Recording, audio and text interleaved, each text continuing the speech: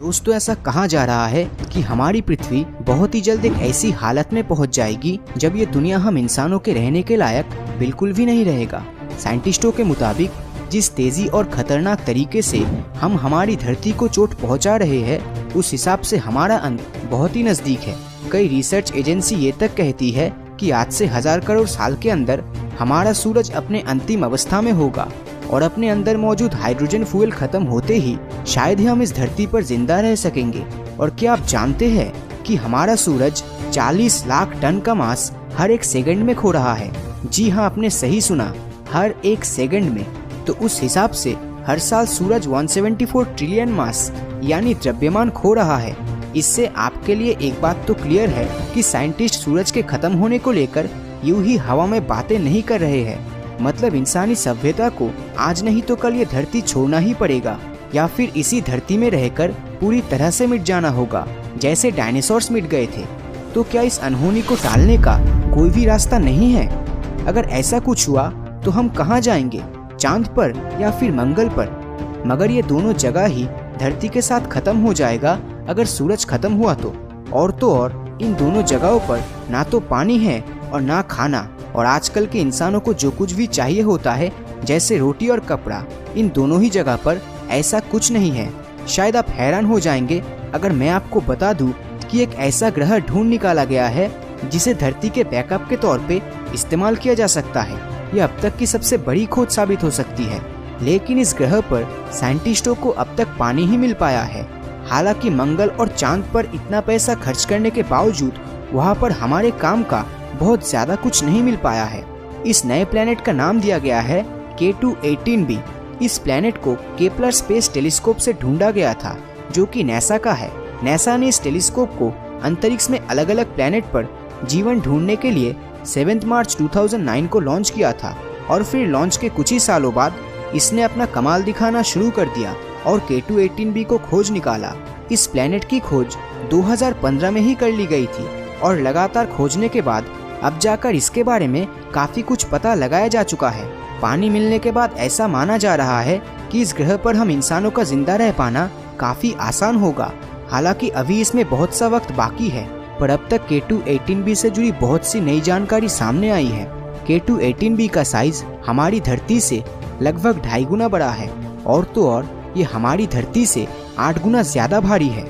Social media पर super अर्थ के नाम से मशहूर हो चुका K2-18b हमारी पृथ्वी से 110 लाइट ईयर की दूरी पर है। मतलब लाइट को भी यहाँ तक पहुँचने में 110 साल लग जाएगा।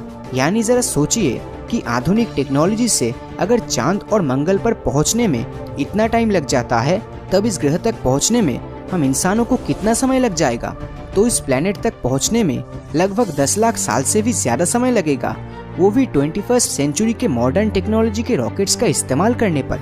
तो जब बात स्पेस एक्सप्लोरेशन की आती है, तब हमें ये एहसास होता है कि आज भी हम टेक्नोलॉजी के मामले में कितना पीछे हैं। चलिए मान लेते हैं कि हमने हाईटेक टेक्नोलॉजी का यूज किया और वहाँ तक हम पहुँच भी गए। क्या आप सोच सकते हैं कि वहाँ का सरफेस आखिर कैसा होगा? जैसा हमने उस प्लेनेट के बारे में सोच रखा है, क्या वो बिल्कुल वैसा ही होगा, या फिर वहाँ पहुँचते पहुँचते वो प्लेनेट पूरी तरह बदल चुका होगा? इस बारे में अब तक कुछ भी कह पाना मुश्किल है। सूत्रों के मुताबिक ये प्लेनेट 33 दिनों में अपना एक चक्कर पूरा करता है। जैसे हमारी पृथ्वी सूरज का चक्कर लगाती है, उसी तरह ये प्लेनेट भी एक ड्वार्फ स्टार का चक्कर लगाता है। इसीलिए हर वक्त इसकी एक ही साइड नजर आती है।